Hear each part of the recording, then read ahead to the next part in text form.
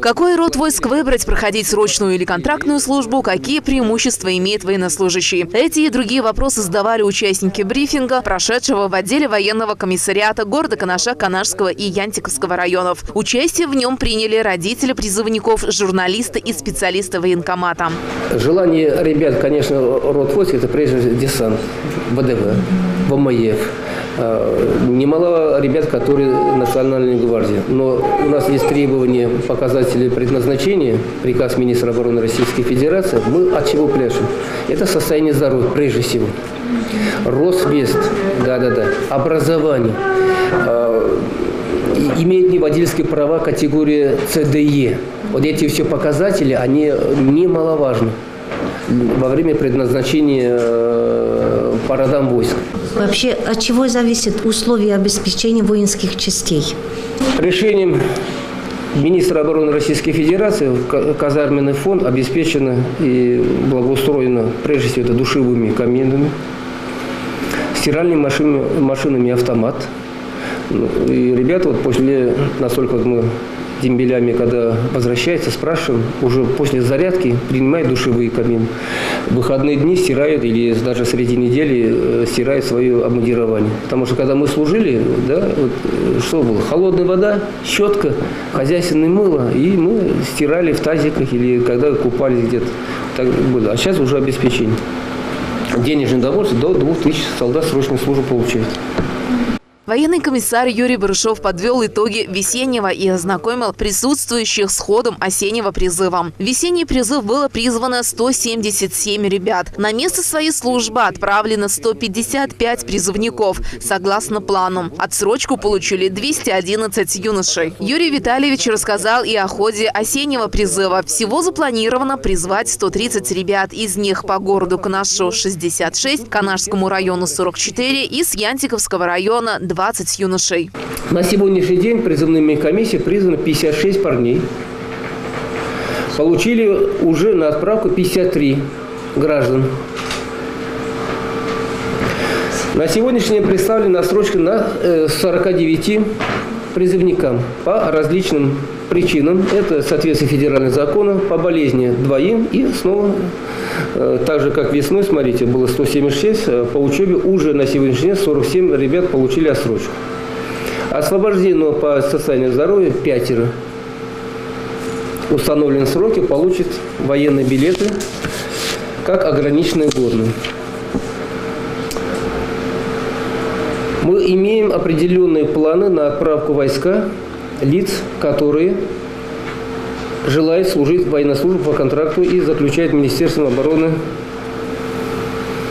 Значит, план 48 на сегодняшний день, направлены 42, в том числе среднепрофессиональным образованием 22, по городу Канаш 9, по Канашскому району 9, по Янтиковскому району 4.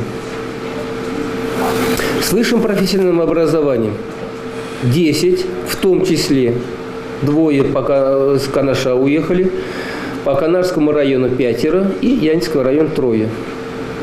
В том числе граждане пребывают в запасе 10 подписали контракт с Министерством обороны, это город Канаш 5, Канашский район 3, Янтиковский район 2. Уважаемые СМИ, вы, наверное, заметили, что мы отдельно выделили это среднепрофессиональное образование и высшее профессиональное образование.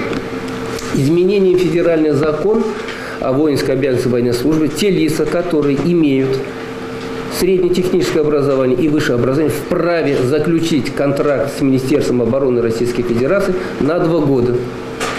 Министерством обороны дано право выбор города, скажем, к примеру, город Ульяновск, выбор род войск. Там у нас есть войска связи и войска ВДВ. Жилье после окончания курса молодого бойца вне казармы. Денежное удовольствие от 20 тысяч. Нас очень радует, что ребята с среднепрофессиональным образованием, в основном гораздо больше их, видите, 22, с высшим профессиональным образованием 10, и граждане пребывают в запасе, то же самое заключают после окончания военной службы по призыву. На брифинге также затронули темы службы по контракту и поступления юношей и девушек в военные учебные заведения Минобороны России. За последнее время по контракту изъявили желание служить 42 человека. Военнослужащий, который подписывает контракт, со второго контракта вправе подать заявку на ипотечно-накопительную систему по линии Министерства обороны Российской Федерации. Со второго контракта.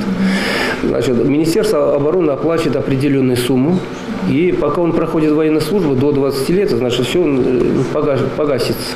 Это же касается и, всем, и офицерам, солдатам, сержантам по контракту.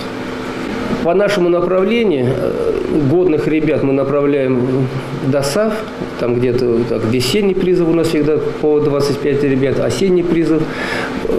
Высшее образование кто получает и получает среднее техническое образование на последнем курсе в течение 3 месяцев за счет Министерства обороны получают категорию С. Обучаются в школе ДОСААФ, сдают экзамен уже в ГАИ и призываются как водители.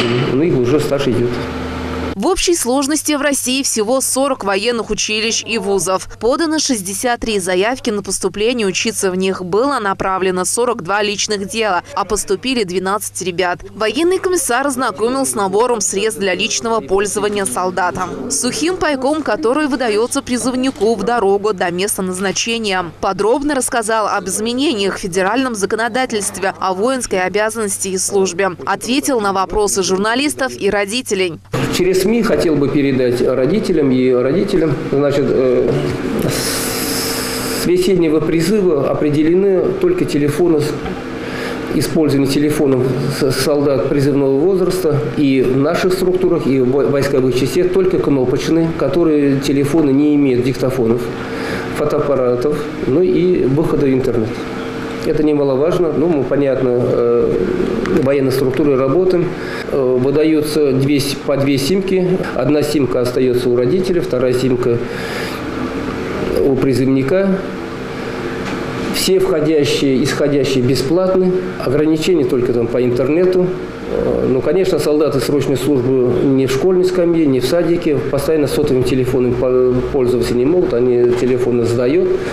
Но дается время, каждый командир определяет своим решением время пользования сотовыми телефонами, когда могут родителям позвонить или написать. Есть понятие у военнослужащих личное время. Тогда, естественно, выходит на связь. В ходе встречи демонстрировалась содержательная презентация о проводимых военкоматом мероприятиях.